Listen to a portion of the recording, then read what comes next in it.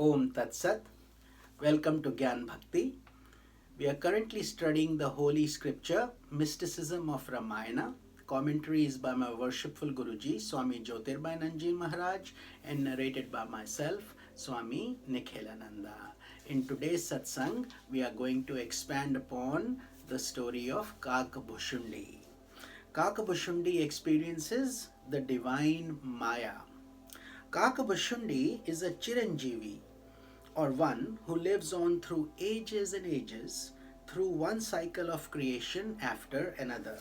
In every Treta Yuga, he looks for the time when Rama is going to be born, and he goes to Ayodhya to watch Rama playing as a young baby. On one such occasion, Kakabhushundi watched with fascination as Rama crawled around on his hands and knees, absorbed in childish preoccupations. Seeing this, the sage developed a tiny flicker of doubt in his mind about Rama's divine nature. How can this little boy, who is crying over nothing and eating mud, possibly be Brahman, the Absolute? Thinking in this way, Kakabhushundi ji decided to test Rama. He came near Rama and then flew away, and then came again near him in a teasing manner. But suddenly, Rama put his hand out to catch him, and Kakabhushundi ji tried to get away. Remember, he is an acro embodiment. But no matter where he went, he saw the hand coming after him. Overcome with fear, he flew all over the world and to all the different lokas of the universe. But the hand followed him everywhere. Finally, it grabbed him and thrust him into Rama's laughing mouth. Within Rama, he saw the whole cosmos with all its different planes. You will remember the similar episode in which Lord Krishna opens his mouth and his mother Yashoda sees the whole cosmos. So the cycle repeats from Brahman the Absolute coming in a human form in different aspects, in different incarnations. So in this case, he also saw Rama incarnating in every yuga and world system, appearing ever the same while things changed around him. Finally, Rama laughed again and Kakabhushundi ji emerged out of his mouth. Standing before that child, Rama, the sage, realized that all his experiences of those countless world systems in which he seemed to have dwelled for hundreds of years had taken place in only a few moments. Having experienced this amazing extension of Maya, he fell at Rama's feet, saying, "O Rama, save me, protect me." Seeing Kakabhushundi in that state of supplication, Rama withdrew his Maya and removed all the agitation the sage was experiencing. He then granted Kakabhushundi the boon of unbounded devotion and insight into the subtle mysteries of Vedic knowledge. Having done so, Rama once again resumed his childish sport and presented himself before his mother as a hungry baby. So this is all God's Leela. Thus Kakabhushundi returned to his ashram never to be overcome by Maya again. And to this day, he continues to hold satsanga in the great banyan tree high in the Himalayas and to impart the secrets of devotion and wisdom to all who flock to his side. The mystical meaning: Kakabhushundi's experience of the divine Maya within the mouth of baby Rama should be reflected upon by every aspirant. When one is in a state of ignorance, Maya limits the mind. Therefore, though Maya surrounds a person, he is hardly aware of it. But as one advances and is able to glimpse cosmic consciousness, he becomes aware of the staggering immensity of the universe in which he is placed, as well as the complete relativity of time and space. Kakabashundi experienced the passage of thousands of years within the world systems he visited. Yet he realized that only a few moments had passed in the plane in which he was watching Rama crawl on all fours.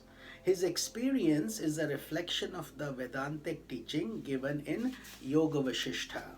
These teachings convey the colossal truth that in this realm of illusion there are worlds within worlds, layers upon layers, and that time is not the simple absolute one thinks it to be. When one first glimpses the vastness of transcendental expansion, he experiences great awe and even fearful amazement. That experience is a positive movement towards the recognition of the divine glory permeating the whole universe, and it leads one to the highest state, a state beyond Maya or illusion, a state of oneness with the Absolute. In the realm of Maya, the divine self is very close to a person, relatively speaking, just two fingers away. However, due to Maya, the divine presence is ignored and overlooked, and as a result, an illusory sense of separation is experienced. This becomes the source of insecurity and fear. In the state of enlightenment, Maya is lifted and the illusory separation from the divine self is removed, resulting in the experience of immense joy. The world process is merely a momentary deviation from eternity. From an advanced point of view, we have turned away from Brahman for just a moment. But that moment has become countless lifetimes. When intuitional realization dawns, one realizes that he is Brahman, and the idea of being separated from Brahman was merely a figment of an ignorant imagination. In this episode of the Ramayana, Rama is clearly seen as Brahman the Absolute. He is not just a simple incarnation of Lord Vishnu, he is like billions of Vishnus put together. That is the ultimate Brahman, the point from which the entire cosmos emerges. Rama's incarnation in the realm of Maya is only a gateway to the Absolute, which transcends all human concepts of divinity. The curtain falls on a magnificent dream. So Tulsidas Ji's Ramayana concludes with the long and prosperous rule of Rama and Sita as the enlightened king and queen of Ayodhya.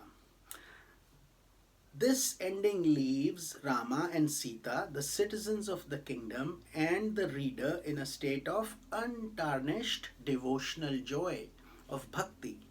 In the earlier version of the Ramayana written by sage Valmiki ji, the story continues further in a different and more Vedantic direction.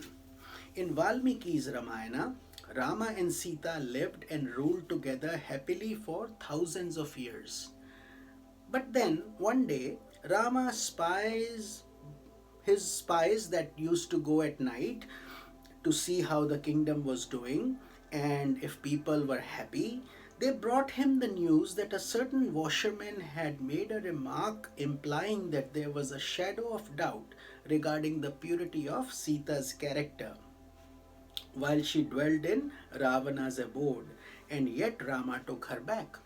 In response to this remark, and out of dedication to his citizens and their views, Rama then sent Sita away from Ayodhya to live out her days in the ashram of sage Valmiki. So we will continue this satsang from here in tomorrow's satsang. This is Swami Nikhilananda. Om Tat Sat.